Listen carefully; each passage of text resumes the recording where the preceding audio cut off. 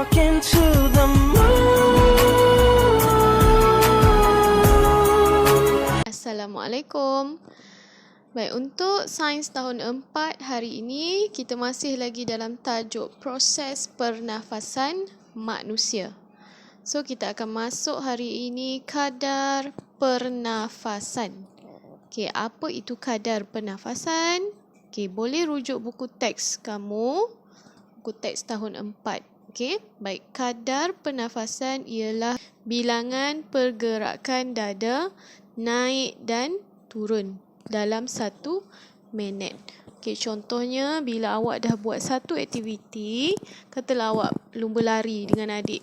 Okey, kemudian awak duduk. Selepas lumba lari, awak duduk dan awak letak tangan dekat dada. Dada awak akan naik. Naik, turun, naik, turun, naik, turun. Okey, naik turun tu proses pernafasan. Jadi bila kita dah lumba lari, dada kita akan naik turun dengan laju. Okey, dengan pantas.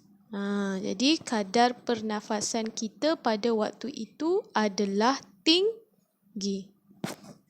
Baik, kalau kadar pernafasan rendah, selalunya semasa kita sedang berehat. Okey, kita sedang tidur, kita tengah menonton televisyen. Okey, kadar pernafasan kita rendah. Okey, bila awak letak tangan dekat dada, bilangan pergerakan dada naik turun semasa awak bernafas. Contohnya macam ni.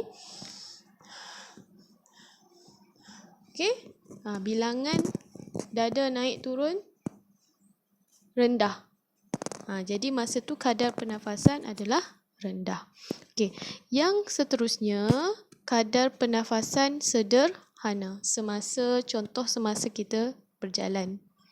Okey, masa tu kadar pernafasan kita adalah sederhana. Baik, semakin bertambah cergas aktiviti yang dilakukan, semakin bertambahlah kadar pernafasan.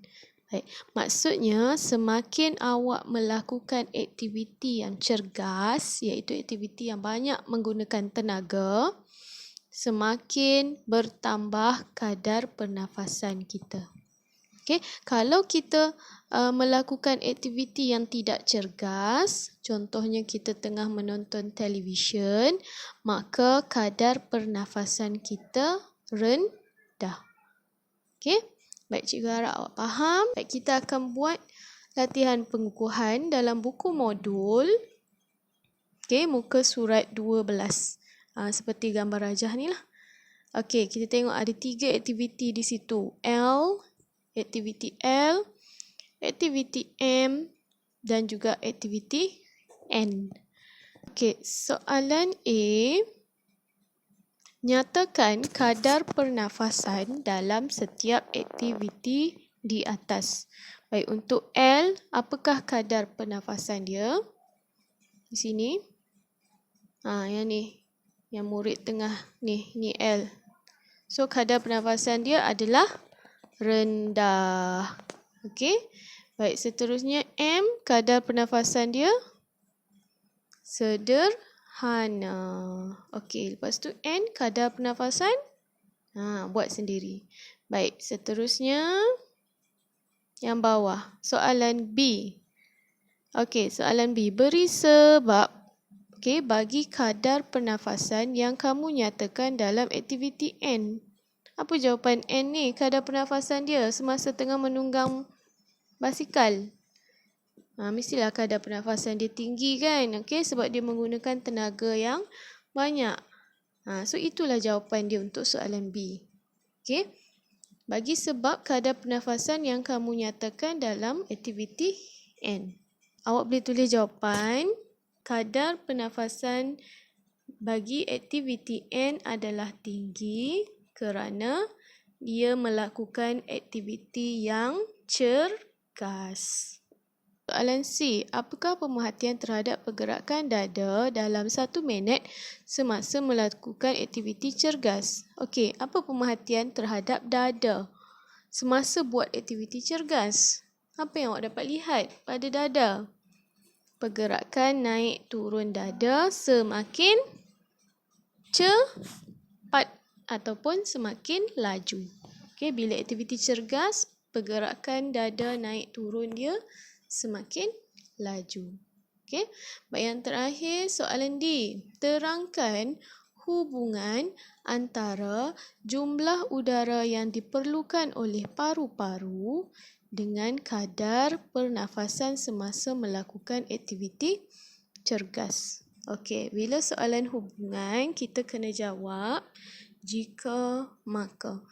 Okey, ataupun semakin-semakin. Tapi cikgu selalu guna jika maka. So, jika kita ambil kat sini jika jumlah udara yang diperlukan oleh paru-paru bertambah. Okey, awak ambil sini salin. Jika jumlah udara yang diperlukan oleh paru-paru bertambah, okey, maka kadar pernafasan semasa melakukan aktiviti cergas bertambah. Okey, itu cara untuk jawab soalan hubungan. Kita beri hubungan antara PM dan juga PB kat sini. Okey.